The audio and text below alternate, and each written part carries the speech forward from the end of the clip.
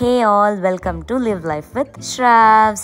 ఏంటి సామాన్ అంతా కింద పడేసి ఉంది అనుకుంటున్నారా? క్యాంపింగ్కి వెళ్తున్నాము. తమ్నేల్ చూస్తుంటే మీకు అర్థమై ఉంటుంది కదా, వీకెండ్ క్యాంపింగ్ ట్రిప్. దానికి కావాల్సిన సామాన్లన్నీ ఒక దగ్గర పెట్టి ఇప్పుడు వాటి మొత్తాన్ని కార్లో సర్దాలి. ఇప్పుడు క్యాంపింగ్ అంటే మనము ఇంకా టెంట్ దగ్గర నుంచి దుప్పట్లు, దిండులు అన్నీ పెట్టుకోవాలి కదా, మన బట్టలతో పాటు తినడానికి ఆయిల్, ఉప్పు, కారం, ఎన్ని రోజులు ఉంటే అన్ని రోజులకి సరిపడా ఫుడ్. మేము ఓన్లీ 1 డే వెళ్తున్నాము. ఇవాళ వెళ్ళి మళ్ళీ రేపు వచ్చేస్తాము. సో 1 డే అంటే ఆల్మోస్ట్ 3 మీల్స్ కదా, 3 మీల్స్ మళ్ళీ స్నాక్స్, వాటర్, ఇంకా ప్రతి సింగిల్ థింగ్ తీసుకెళ్ళాలి.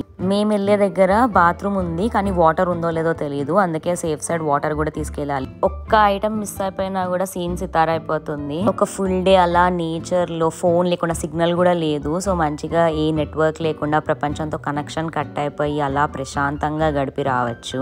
ఒక రకంగా చెప్పాలంటే సర్వైవల్ మోడ్లోకి వెళ్ళిపోతాము. తక్కువ వాటర్, తక్కువ ఫుడ్ తోటి మినిమల్ ఐటమ్స్, అంటే జస్ట్ ఉప్పు, కారం, ఎక్కువ సామాన్ లేకుండా ఎలా బతకాలి అన్నది నేర్చుకుంటాము. అండ్ ఆల్సో ఎలక్ట్రిసిటీ ఉండదు కాబట్టి మంటేసుకోవడం, అంటే నేను లాస్ట్ టైం క్యాంపింగ్కి వెళ్ళినప్పుడు క్యాంప్ ఫైర్ ఎట్లా లిడ్ చేయాలన్నది నేర్చుకున్నాను. సో అవన్నీ నేర్చుకుంటాం కదా, ఒక కొత్త ఎక్స్పీరియన్స్ అని చెప్పొచ్చు. మీలో ఎంతమంది క్యాంపింగ్కి వెళ్ళారు? వెళ్తే అక్కడ మీరు ఏమేమి చేస్తారంటే హైకింగ్, వాటర్ యాక్టివిటీస్ అలా ఏమైనా చేస్తారా? నాకు కమెంట్స్లలో చెప్పండి. మేమైతే అన్ని సామాన్ రెడీ చేసేసుకొని ఫ్రెండ్స్ అందరు వచ్చేదాకా వెయిట్ చేసి అందరం కలిసి స్టార్ట్ అయిపోయాము.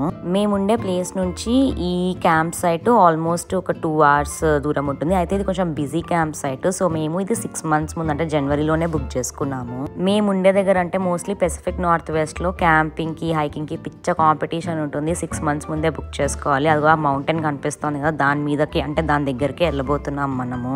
మేము ఆల్మోస్ట్ రీచ్ అయ్యేసరికి ఈవినింగ్ 6 అయింది. పక్క క్యాంప్ సైట్లన్నీ టెంట్లు ఉన్నాయి కానీ జనాలు లేరు. అందరూ మంచిగా ఏ యాక్టివిటీస్ లోనో బిజీగా ఉంటారు.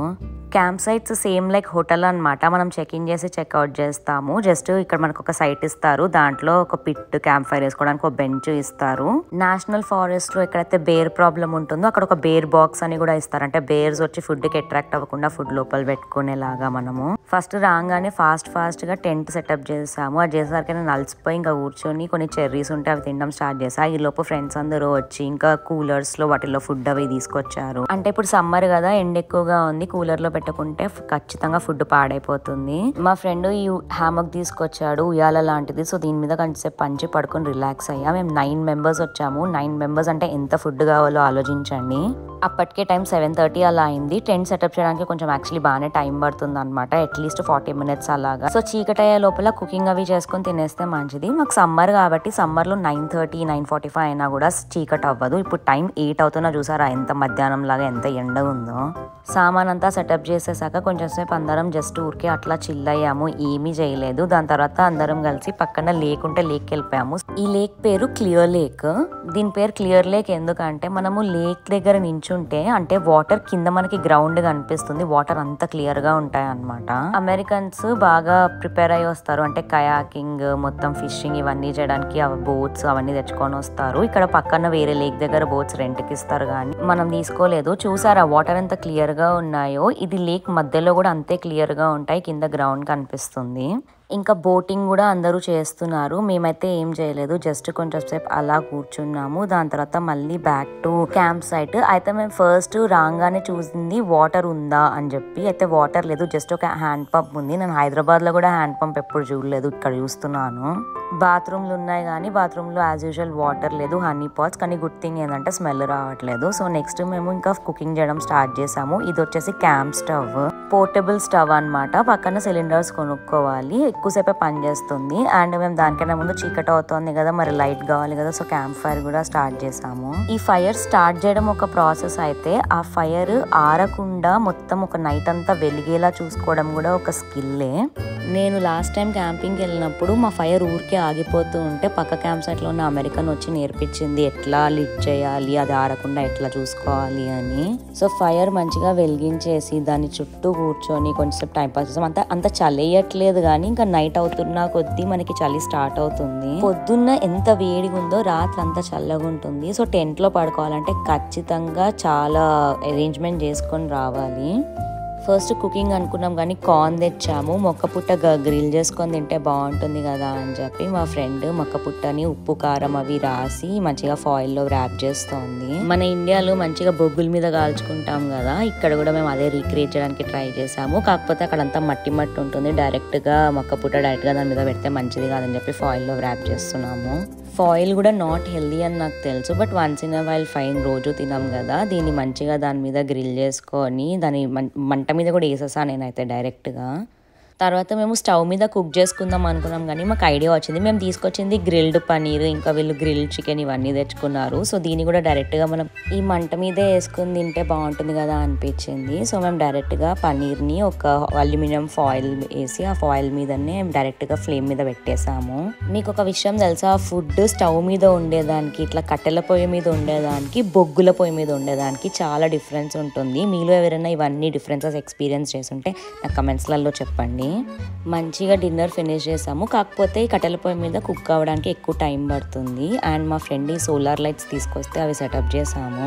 చూడ్డానికి ఎంత బ్యూటిఫుల్ ఉంది కదా ఆ టెంట్, ఆ హ్యామక్, ఆ లైట్స్, అసలు నాకే చాలా బాగా అనిపించింది. అండ్ ఆ హ్యామక్ మీద కూర్చొని ఊగుతుంటే ఎంత హ్యాపీగా ఉండిందంటే అసలు నేను వదలలేదు, ఊరికెళ్ళి దాని మీద కూర్చున్నాను. ఇండియాలో మా ఇంట్లో చిన్నప్పటి నుంచి ఉయ్యాలు ఉండేది, ఇక్కడ యూఎస్కి వచ్చాక అది మిస్ అయ్యాను. అందుకనో ఏమో ఇది చూసాక అసలు ఆగలేకపోయాను, ఊరికే దాని మీదే కూర్చున్నాను. వెళ్ళి కొంచెం సేపు టైం పాస్ చేశాక రౌండ్ 2 మళ్ళీ వేసాము. అంటే ఆ పనీర్ ముక్కలు ఎంత తింటే మాత్రం కడుపు నిండుతుంది, నిండినా కూడా మళ్ళీ ఆకలేస్తుంది కదా. మళ్ళీ ఇంతమంది ఉన్నామని చెప్పి ఇంకా స్టవ్ కూడా ఓపెన్ చేసి స్టవ్ మీద అటు గ్రిల్ మీద full on cooking mode on అయిపోయింది. బట్ ఇంకా ఆకలేసేసరికి మేము ఆల్రెడీ ఇంటి నుంచి పులిహార అవి ప్యాక్ చేసి తెచ్చుకున్నాము సేఫ్ సైడ్.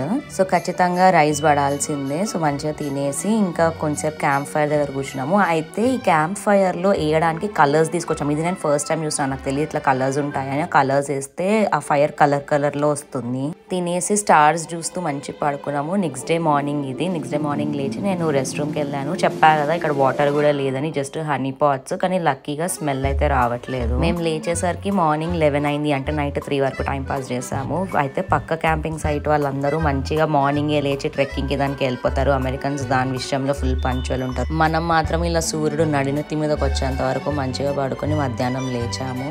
వేరే క్యాంప్ సైట్ వాళ్ళు బట్టలు కూడా ఆరేసుకున్నారు. మొత్తం సైలెన్స్ ఉండింది, అందరు వెళ్ళిపోయారు, మేము మాత్రమే ఉన్నాము. ఇప్పుడు బ్రష్ చేసుకోవడము అవన్నీ పెద్ద కళాఖండాలు, ఉన్నది ఒకే ఒక హ్యాండ్ పంప్, దానికి కూడా అవుట్లెట్ లేదు.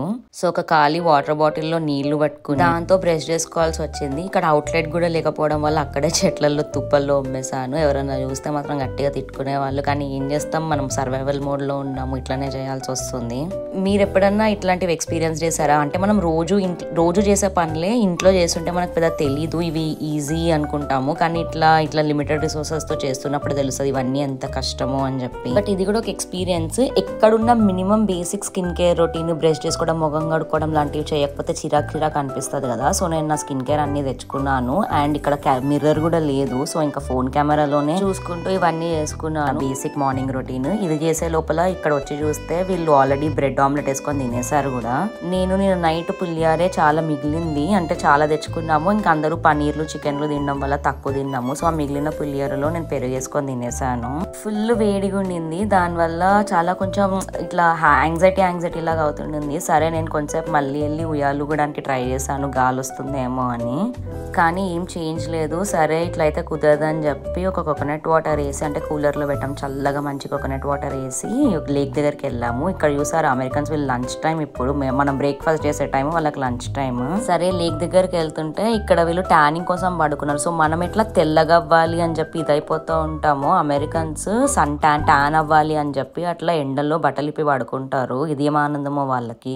ఇంత ఎండలో నేను ఇంట్లోంచి బయటికి కూడా రాను, ఆల్మోస్ట్ హీట్ వేవ్ లాగా అయిపోయింది. కానీ వీళ్ళందరూ మంచిగా ఇక్కడ లేక్ దగ్గర పడుకున్నారు. లేక్ వల్ల పెద్ద చల్లగా కూడా ఏం అనిపించలేదు, బట్ ఓకే పర్లేదు బాగానే ఉంది. వాటర్ మాత్రం చాలా చల్లగా ఉన్నాయి, బయట ఎంత వేడిగా ఉందో నీళ్ళంతా చల్లగా ఉన్నాయి. నీళ్ళ మధ్యలో ఒక చెట్టు ఉంటే అక్కడ కూర్చొని కొంచెంసేపు అంటే చాలాసేపు అక్కడ టైం పాస్ చేసాము. వేరే వాళ్ళందరూ మంచిగా ప్రాపర్ సెటప్తో వచ్చి కయాకింగ్, బోటింగ్ ఇవన్నీ చేస్తున్నారు. మేము కూడా ట్రెక్కింగ్ చేద్దాం అనుకున్నాం, కానీ ఈ ఎండలో వెళ్ళబుద్ధి కాలేదు. యూజువల్గా క్యాంపింగ్ అంటే ట్రెక్కింగ్ ఇవన్నీ చేస్తాము, కానీ చేయలేదు ఈసారి. జస్ట్ రిలాక్స్ మోడ్లోకి వెళ్ళిపోయాము. మా ఫ్రెండ్ డ్రోన్ తీసుకొచ్చాడు. కొంచెంసేపు ఆ డ్రోన్ ఎగరేసి, అంటే మౌంటైన్స్, ఇది చాలా దూరం అంటే 15 కిలోమీటర్స్ దాకా వెళ్తుందంట. సో దాన్ని ఎగరేసి మొత్తం మౌంటైన్స్ మధ్యలోకి పంపించి ఆ వ్యూ అంతా చూసాము. అంటే ఆ డ్రోన్ ఎగురుతుంది, మనకి ఫోన్లో వ్యూ కనిపెడుతుంది. మీలో ఎంతమందికి డ్రోన్ యూజ్ చేయడం తెలుసు నాకు కమెంట్స్లో చెప్పండి. అట్లా కొంచెంసేపు ఆడుకున్నాము. మళ్ళీ కడుపులో ఎలుకలు తిరగడం స్టార్ట్ అయ్యాయి. ఏమున్నా లేకపోయినా టైంకి ఫుడ్ పడాలి, లేకపోతే పిచ్చి వచ్చేస్తుంది. సో ఇంకా క్యాంప్ సైట్కి వచ్చి మళ్ళీ కుకింగ్ స్టార్ట్ చేసాము. నాన్ వెజ్ తినే వాళ్ళకి ఈజీ అబ్బా, ఎక్కడైనా బతికేస్తారు ప్రపంచంలో. మంచిగా ఒక 2 ఎగ్స్ తీసుకొని ఆమ్లెట్ వేసుకొని తినేస్తారు. ఫ్రోజన్ చపాతీలు అవి తెచ్చుకుంటే వీళ్ళు మంచిగా ఎగ్ తోటి బుర్జీలాగా చేసేసుకొని అది కూడా 2 minutes లో అయిపోతుంది. మంచిగా తినేసారు. నేనేమో ఇంటి నుంచి పనీర్ కర్రీ తెచ్చుకున్నాను. సేఫ్ సైడ్, ఇది మళ్ళీ ప్రిపరేషన్ అండ్ ప్లానింగ్ ఉండాలి. దాంతో పాటు కొంచెం పెరుగన్నం తెచ్చుకున్నాను. సో నేను చపాతీ, కొంచెం పనీర్ కర్రీ ఇంకా పెరుగన్నం తోటి నా లంచ్ ఫినిష్ చేసేసుకొని ఈ వేడి భరించలేక ఇంకా టెంట్ లో అయినా కొంచెం చల్లగా ఉంటుందేమో అని టెంట్ లోకి వెళ్ళి మంచి కొంచెంసేపు స్లీప్ వేసాను, ఒక 2 hours. పడుకుని లేచిన తర్వాత కొంచెం చల్లగా అవుతుంది కదా, అప్పుడు మళ్ళీ ప్యాక్ చేసుకుని రిటర్న్ వెళ్ళిపోదామని డిసైడ్ అయ్యాము. ఓవరాల్ మా క్యాంపింగ్ ట్రిప్ ఇలా అయింది. ఈసారి చాలా రిలాక్స్డ్ గా, ప్రశాంతంగా, స్ట్రెస్ ఫ్రీగా ఒక డీటాక్స్ లాగా అయ్యింది. చేయాలనుకుంటే బోల్డెన్ యాక్టివిటీస్ చేసి ఉండొచ్చు, కానీ మేము మాత్రం ఈ ట్రిప్ రిలాక్స్ గా అవ్వాలి అని అనుకున్నాము. ఒక kind of detox, social media తోటి కానీ ఇంకా ఏదైనా కానీ నేచర్ లో కొంచెం అట్లా స్పెండ్ చేసాము. ఒక్క రోజు కాబట్టి పెద్దగా తెలియదు, కానీ 3-4 days అయితే అప్పుడు ఇంకా బ్రెయిన్ బాగా రిఫ్రెష్ అవుతుంది. ఇంకా మొత్తం మళ్ళీ తెచ్చుకున్న సామాన్ రిటర్న్ బ్యాగ్ లో ప్యాక్ చేసుకుని రిటర్న్ వెళ్ళిపోయాము. Hope you like this video. మరిన్ని ఇలాంటి వీడియోస్ కోసం మన ఛానల్ ని లైక్ చేయండి, షేర్ చేయండి అండ్ సబ్స్క్రైబ్ చేసుకోవడం మర్చిపోకండి. బాయ్.